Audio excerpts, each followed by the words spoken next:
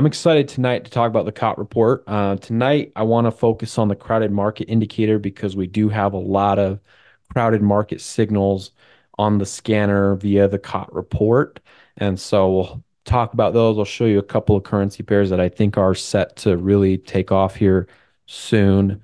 Um, just some monster opportunities that I think are coming from the COT report. So I think that'll be really good. But before we get started, as always, I need to remind everybody about the risks involved in this market. You can lose all or more than your initial investment if you're not careful. So please be aware of how many pips you're risking on each trade, in addition to how big your lot size is, and ultimately how that would affect your account if you were to lose money. So make sure that you're going through that process each and every time that you take a trade. All right, guys, well, let's jump into this. I actually wanted to just kind of really dive into the crowded market indicator. But before I do that, I want to just show you guys for those that are kind of new to the COT data, what it is. And then from here, I'll show you guys, like I said, we'll dive into the crowded market indicator and why we're using that. There's a lot of currency pairs that I think are set to really take off here. Um, and I'm going to show you a few that are looking really, really good right now. So let's come over here. So this is the CFTC website. Okay, this is a U.S. government financial regulatory authority. Okay, and they moderate all the happenings and the things that go on in the futures and forex and commodities world. Okay, and they release this COT report right here, COT data. It's totally free. Okay, a lot of people ask me all the time. They're like Steve, what happens if you stop sharing your scanner, or what happens if you stop talking, stop coaching or stuff? Which, by the way, it's not my plan. Definitely going to keep coaching. That's in the future. But like, let's say I did stop, hypothetically. I want to make sure that you guys know how to use this, that you get value out of this that can perpetuate over time, and that you have a way to make money, right? So this is where I come and get the data. And tens of thousands of other people, maybe hundreds of thousands, get the data right here too. I'm surprised we didn't crash their website on Monday because the COT data was delayed. And I thought, how many thousands and thousands of people are on this site right now just refreshing the data, because as soon as it refreshed, I just went right in and updated the scanner as soon as I got the data. But this is where I go. I click on this, and this takes me to their commitment of traders page. And they actually have lots of commitment of traders reports. There's not just one. There's several for agriculture, petroleum, natural gas, electricity, and metals. What this tells us is it tells us what the banks are buying and selling on a week to week basis. Okay. Which is really helpful because the banks are usually pretty good at trading. And there's a lot of different angles and ways we can use this data to our advantage. Okay. And so we've kind of put together in the scanner a few ways to look at that data. Today, like I said, we're going to spend some time really diving into the crowded market indicator just because there's so many crowded market signals right now. Um, and there's actually a lot of opportunities. I was actually talking to Roger, I think just a little over an hour ago. He found some opportunities on there too that look really good. I actually follow a few other people that use the COT data, and a lot of them are saying the same thing that I'm saying and the scanner's saying as far as the crowded market signals go. I think that's why right now we're not seeing like the 5 week shifts and the 3 week shifts doing very well right now, just because I think there's a transition, right? There's a transition away from I think the banks are taking a lot of profits on trades that they've already done well on. And so that's why you're seeing the 3 week shift kind of suffer a little bit, the 5 week shift suffering. But the crowded market signals are looking a lot better. So that's something that I'm trying to connect a little bit better with the scanner. I might have to program a few things. I'm trying to get the scanner to detect um, that trend change a little bit faster. Right now, the best thing I can do is just cut the losses. Like, that's why I teach that in the calls. And that's why, you'll see me just that's the way it's to be traded. It's because and even when I tweak it and get things a little bit better, because during the winning weeks, when the 5 week shift and 3 week shift are doing well, Like it's just easy money. Money's made, no problems. But when there's this transition going on, like I think we're seeing right now, the scanner doesn't pick up on those overall crowded market signals as fast, and we need to do a better job at that. And that's my job. That's my job. I recognize that. I just want you guys to know that I'm aware, and I'm working at trying to brainstorm and solutionize what we can do to make that work. Um, but yeah, there's so many different ways of looking at it. So I've been following a lot of people that look at COT data. A lot of them are saying the same thing. But yeah, I wanted to dive into this. So it's basically bank data, and this is probably the most common COT report right here. It's the CME, Chicago Mercantile Exchange short format. And if you click on it right here, this is what a COT report looks like. Okay, so it's a lot of just boring information. It shows you what the non-commercial banks versus commercial banks. Shows you their long and short holdings on both sides. It shows you, how many long positions they have, how many shorts they have, and so on. So if I wanted to search like the euro, I would type in EUR because that's the abbreviation for the euro, and it's going to pull up the euro. So this is where I get the data each week. So right here, you can see here's the number of long positions on the euro by the banks that we follow. Non-commercial, by the way, is who we follow. Commercial is kind of a different thing. So I used to think commercial is who you're supposed to follow, but you're really supposed to follow non-commercial. They're the ones who kind of create the market. Okay. And you can read about that on their front page. There's a whole explanation about the difference between non-commercial and commercial. But then you got short positions right here. This is just the number of contracts long and the number of contracts short. Then you have the commercial long positions, the commercial short positions, and so on. All right. So this is where this is like these two numbers right here. It's like so much of the scanner, right? Just on the euro. And we look at the data from so many different angles. Like the number of positions they have, the quickness of how fast they're shifting. So you can see the shift actually. They actually have this for you right here from the previous report. So this is the report as of Tuesday the 18th, and then which is the most recent one we have. Before that, Tuesday the 11th was right here, and they're saying that there's been a decrease in positions of both oh, actually not both, but just of long positions, and there's been an increase in shorts. So the banks are starting to sell more euros, and because they're buying more shorts, and they're subsequently getting rid of long positions. So they're getting rid of longs and they're adding shorts. What does that usually mean? Well, it means that the banks could be gearing up for a move to the downside on euro pairs. Hey traders, it's Steve from the future. I hope you have enjoyed this video so far. If you are getting value out of this video, be sure to hit the like button, click the subscribe button, and share your trading thoughts. I read all the comments, so feel free to ask any questions you have there too. On a side note, I host live trading calls like this one you are watching every day. Some of my biggest trading secrets I share exclusively to just the members in my program. I host these live trading calls every day, Monday through Friday at 11 a.m. Eastern. I also host a basic training webinar every Monday for the newer traders and the regular COT report and sentiment trading webinars every Wednesday night at 8 and 9 p.m. Eastern for the advanced and aspiring traders. All of these calls are recorded and promptly posted on the members' trading calendars at the conclusion of each call in case your schedule does not permit you to come to the live call. All of my members have complete access to the scanner. We call it Steve Scanner. This is an institutional grade trade alert scanner that picks the direction of the week on all 28 major currency pairs and includes trading instruments like gold, silver, NAS 100, US 30. Just in the last 90 days, I have made over 3,000 pips just taking the top trade signals from the scanner at the beginning of the week and then just holding those trade alerts until Friday. If you want access to the scanner, you can start a 14-day free trial with the join link in the description to get started.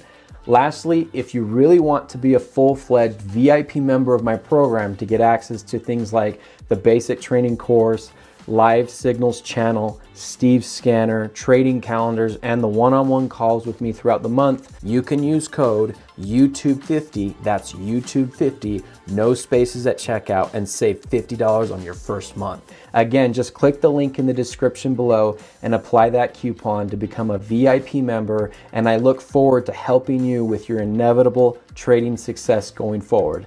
Now, back to the video. That's basically what that you're looking at least from a week to week perspective, right? Maybe what they do, I don't know if you can really trust the current week so much. I think it's probably better to see what they're doing on a 3 week perspective, which is what we do on the scanner. I think it's more effective to look at the 3 and 5 week because usually 1 week of selling or 1 week of buying is probably not enough to get an idea of what they want to do. I think you got to look at it from what they're doing over 3 weeks or 5 weeks. I think that's a good perspective. And then there's other things too, like, and what we're gonna talk about tonight is the crowded market indicator, right? That thing is awesome, right? And we don't talk about it enough. And I think especially during transition phases, it's funny, a lot of the overall signals and the weekly shifts, those don't do as well when the crowded market seems to come alive. So maybe I just need to give more clout to the crowded market. Maybe I got to do that. I'm still trying to figure it out because I need to do something to help us take some better trades on the losing weeks. Um, Best thing we can do though, like I said earlier, is just to like is so long as you're trading the strategy normally, you're putting in your stop loss and you're using the lot size calculator, the best thing you can do is just stop out and then be diligent to keep trading. By the way, I had a thought on this I wanted to share today, so I'm glad I have a decent crowd here. Kind of sad I don't get to share this with everybody else. Maybe I'll make a post about it. But here's an interesting statistic that I think is very relevant here with the scanner. So um, I'm going to go to the stock market for a second. So if you think about it, out of 365 days, not every day is a stock market trading day. I think it's in the 200s. Um, I don't know how many business days there are in a year. But anyway, if you were to eliminate the top 5 trading days in the stock market, so if you were to take, I don't know what days those are, but like last year, for example, was a good year in the S&P 500. Generally, the stock market went up last year. If you took the top 5 winning days of the market last year and just eliminated them just from off your portfolio, you would have had a losing 2023. So just the top 5 days, period. You just would have, so 252 trading days. Okay. So out of 252, cherry pick the top 5 days, just get rid of them. And then all of a sudden you have a losing year in the stock market. And that's true nearly every single year. It's not just cherry picked for 2023. It's just like if you took the top 5 losing, not losing, but if you took the top 5 winning days and just got rid of them. So this happens to a lot of folks, actually. I've seen this happen with the scanner, actually. I've seen a lot of people, they'll like, yeah, they'll have like a losing week and then they'll like wait a little bit. They'll be like, oh man, I won't trade it this week because it was a losing week. What if that's like one of the top 5 or 10 weeks of the year with the scanner and you missed it? So if you miss it, not only do you realize the loss that you had from the previous week, but now you never got to realize the profits in the future weeks. So this is a downward spiral that's unfortunate. It's happened to me many, many times with different things. I'm just realizing this and I'm trying to share this information because it's a true reality that we don't really recognize. So, because not every trading day is created equal, right? Sometimes you're going to lose, sometimes you're going to win, but they're not equal wins and equal losses. Some wins are just so much bigger than other wins, that they're so big that they're elite level type wins. Some weeks the scanner does that. It's going to pull out wins that are just on another level. And if you don't realize those, and take those, it may not even be worth trading if you missed, you know, some of those, right? So since it's more of an investing style, because you're like, that's why I compare the weekly strategy to like the stock market, is because in the stock market, you're invested throughout the year, your 401k. The weekly trades are kind of the same way. If you pick and choose which weeks you're going to perform, um, good luck because you don't know which weeks you are going to perform well and which ones are not going to perform well, right? I don't know how I don't have a way to do that. So, um, let's see. Paul says take the Magnificent Seven out of the current Dow Jones and it looks a lot different too. Oh yeah, I think they call them the Fang stocks. It's like Facebook. Oh, they had to change the name of it because Facebook went to Meta. Um, but you have Facebook, Apple, or Alphabet, Amazon. Yeah, yeah. Thing. Yeah, so Nvidia is in there. Um, I'm trying to remember what else is in there. Anyway, so yeah, if you take the top, it's kind of crazy. Yeah, if you take the top 7 or 8 stocks in the S&P 500, yeah, it's not just the Dow Jones, it's the S&P 500. Yeah, if those 7 companies went out of business, like it'd be terrible. Like the pretty much everybody's wealth would be erased. It's kind of crazy when you think about how we had this conversation in the last webinar about consolidation, about how like 20 years ago there was 20,000 banks. Now there's 4,000 banks. And of that, like most of that wealth is tied up in the top 100 banks. And even then, just take the top 10 banks and that's really where it's all at. And if you were to remove those, it would be just crazy consequences, right? So anyway, crazy stuff. So anyway, it all kind of goes back to the same truth that I'm trying to share right now, is that a lot of success with any strategy, and especially the weekly strategy, you have to be consistent. And even the overnight strategy, if you think about it, you ruin your sequence if you don't continue to trade every day, right?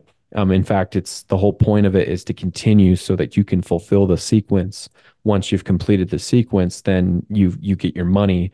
You have a huge winning payout day. Your money's made and you're done, right? Yeah, no, that's great. All right, guys. So I wanted to share this just so you guys know how to find this. Um, I put this information into my journal. I actually have it pulled up over here. Um, I do a lot of stuff. I don't hand this out because this is actually where I do all of the stuff for the scanner. And so I can't share how I figure everything out. Just because I do post a lot of these on YouTube and it is kind of proprietary, but this is where I do a lot of the stuff. It's pretty intricate. There's a lot of things that go into it. And I collect the data over here on this other tab, and it actually takes a minute to load just because it's so chock full of stuff. Basically, this is all the data right here, just just this, and everything on the scanner is a derivative of these numbers. So everything you see down here, derivatives of these numbers, derivative of these numbers, and so on. And then everything over here is affected by the numbers that were inserted on the previous page and so on, so on the previous tab. So it's kind of crazy what goes into this. Today, I want to talk about this over here. It's the crowded market. Um, yeah, the crowded market stuff. We're gonna go probably just straight to the scanner to look at it. But if you wanted to see the numbers, some of the things that are in crowded market phase, like yeah, let's see. I wanted to see which one is the biggest number. Um, what's the most crowded?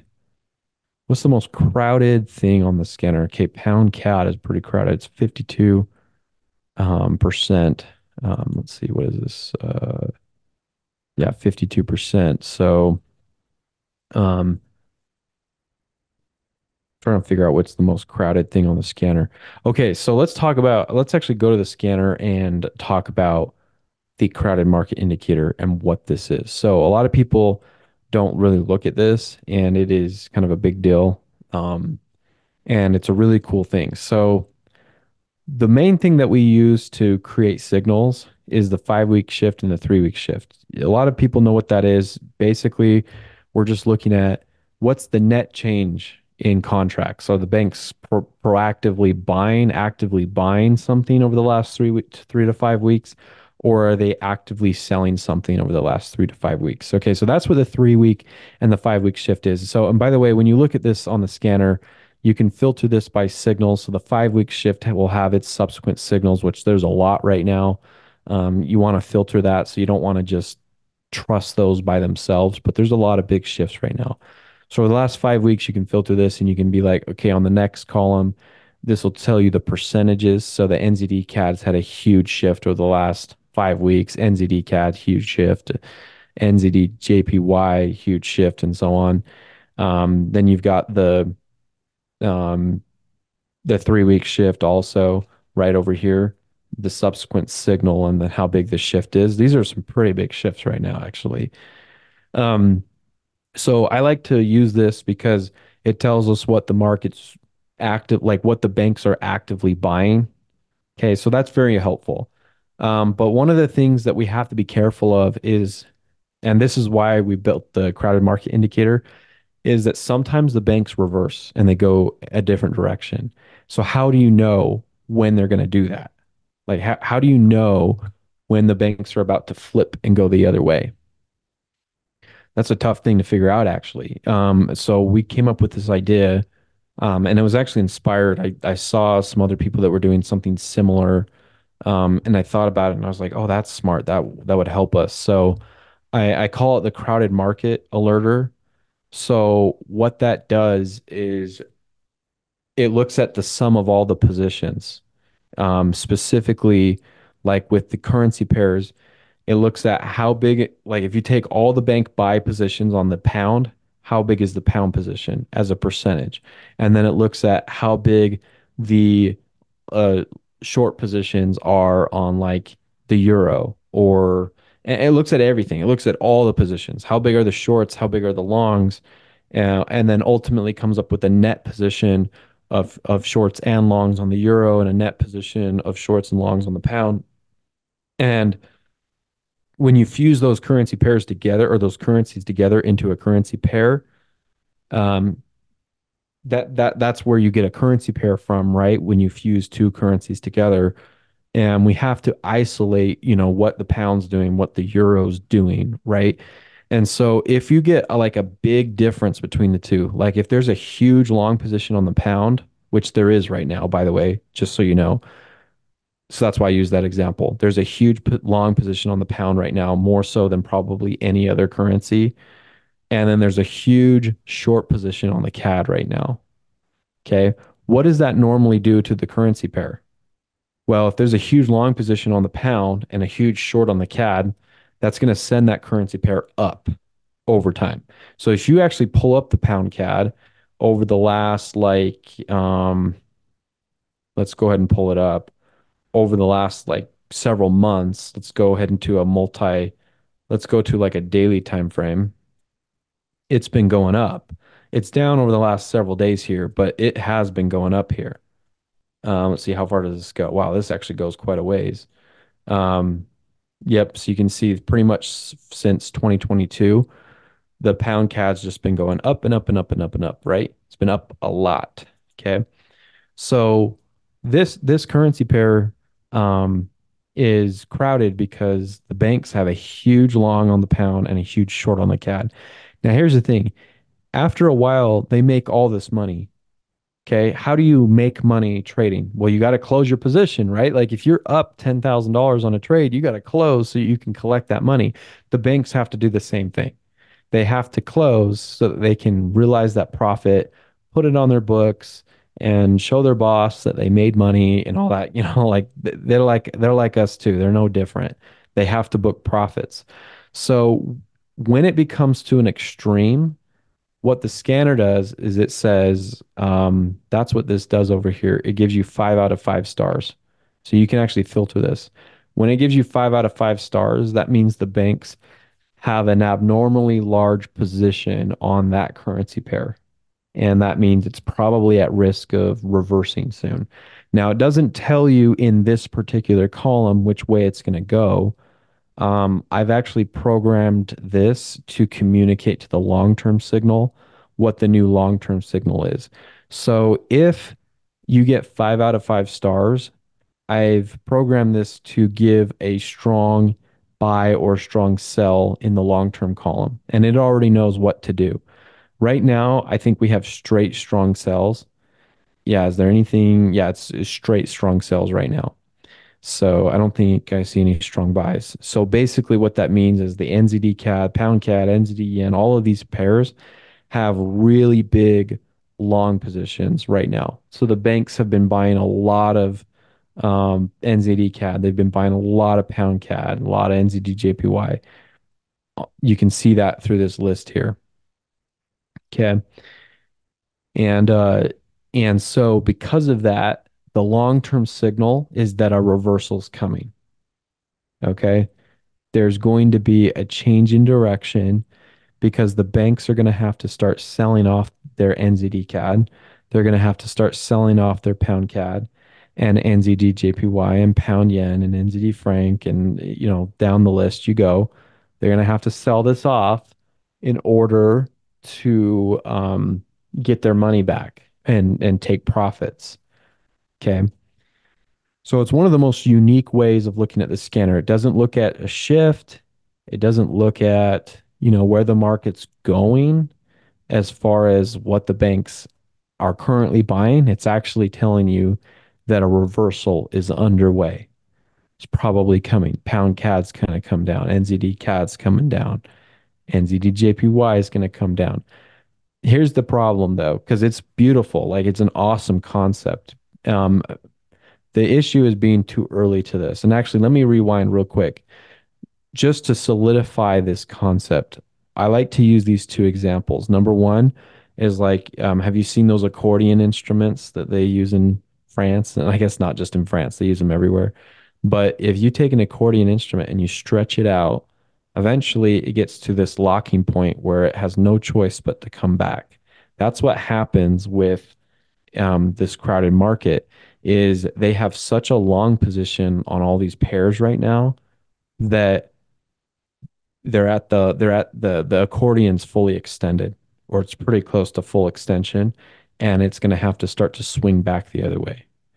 And as they start to swing back, that's going to cause a tremendous amount of selling pressure because the banks are going to have to hand off their long positions to a willing buyer. Who's the willing buyer? If they own all the long positions, who are they going to give them to? Probably retail, right? People like you and me, they have to give it to somebody else. Okay. Um, all right. The other example is like a rubber band. So if you take a rubber band and you stretch out your rubber band, eventually that rubber band is going to have to come backwards. Okay. Or break. I guess it could break, but in most cases, it's going to have to swing back. And that's what this indicator is trying to tell you and me. So there's a lot of things right now that I think are on the table for really good opportunities like the NZD CAD, pound CAD. A lot of these are looking really, really good. Here's the issue right now is, and this is why we haven't taken a lot of crowded market signals. The big reason why we haven't taken a lot of these trades is because the shifts are still really positive. So you can see the 3 week shift and the 5 week shift are really positive on the NZD CAD, but the long term signals a strong sell and crowded markets 5 out of 5 stars. So it's kind of a conflict in signals, and that's how the scanner is currently designed to function.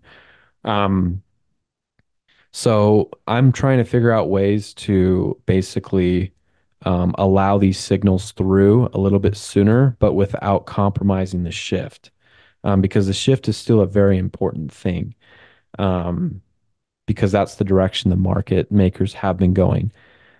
So ideally, what we'll do is we'll get this to a point where we start to see them um, shift. That's actually what's going on with USD franc and Euro franc right now. I know those haven't panned out the way we wanted them to this week, but you're actually starting to see the 3 week shift, like on the Euro franc, turn negative, and the long term signals a strong sell. So that one's actually starting to turn in our favor. And I imagine that one's going to be very successful in the coming weeks. We'll probably see that one That one will probably be a signal again next week. The Euro franc, I imagine it will. If it doesn't work out for us this week, it will probably be here again next week. Um, Another one that I've been watching closely is this USD CAD. Actually, Roger pointed this one out earlier, and it's fun because I'm glad he pointed it out. It's one I was totally looking at too. The USD CAD is at risk of a big pullback soon. Really big pullback probably coming. Um, it's crowded market phase too. So I thought we could actually look at a few of these pairs just while we're looking at this. So I wanted to just show you guys some ways you can make money with the scanner that are outside of the normal avenues that I've provided. This is another way that you can get your own analysis. And when you're trading other strategies and other things that you're doing, this is another way you can use this to get information that's very valuable, right? Like these are your top, 8 or 10 currency pairs out of the entire market that are just completely, um, you know, overbought right now. By the way, oil last week, that was a really good trade for us last week. That was a crowded market signal. Oil was had a huge short position, and so it was so big that the market makers and the scanner picked up onto that, and it was ultimately a strong buy on the scanner. And it was let's see, it's not there anymore actually, but it was there last week. Oil was a strong buy last week because it was in that crowded market phase I was talking about. But all of these are at risk of that. I actually let's go back to that USD CAD. This is one that I've been watching closely, um, where I think that here's my big reasoning. So here's an hourly time frame. It's got a really beautiful trend line going on right here. And that trend line technically broke. And this is something that maybe not a lot of people are paying attention to. Um, I like this trend line right here, and it technically broke right here just on Monday. It's now starting to climb back up for the time being, but I do think that this one is at risk of a sell-off. I think any little move the market makes to the upside, the market makers and the banks will be selling it right back down. So I expect this USD CAD to be down here in the gutters in the next couple of weeks, maybe in the next month or so, but as far out as a month or so, but I think it's imminent actually with this one. We're actually at some significant resistance. Technically, this is a lower high than this previous high over here. So I'm expecting this one to continue to sell off. We don't need to do a ton of analysis here, but I'm just letting you know I'm paying attention to this. I might even place a couple of trades here. We'll talk about this in the morning, I'm certain. We'll talk about this in the morning. But this is one example. Another one that's already starting to pull back is that pound CAD. It's in crowded market phase, and yeah, the banks are just selling it off right now. And this is probably going to continue. So it's already cracked. You can see it's cracked open wide. It had a nice little trend line right here. We've clearly cracked open. Genie's out of the box, and we're coming down to here at least. Okay, so I might even sell that tonight with you guys just to help us make a little bit of extra money. But this guy is on the way down for sure. May even continue down into here on the pound CAD. So, but this is what this is trying to tell you. The only reason why we haven't taken this as a sell this week together is because again, the scanner is very cognizant and aware of the fact that the banks have been buying. Um, it's also aware of the fact that the banks are overcrowded. That's why we've issued a strong sell. Um, but that's why it's a neutral overall signal is because there's a conflict between the two. So what I'm trying to do, and I'm still brainstorming ways to do this, but what I'm trying to do is just get the timing a little bit better so that this is a little bit more aware of where the market's at and recognizing that even though the banks bought last week or over the last 5 weeks, that's not the case this week, you know. And I think that's what the crowded market's trying to do.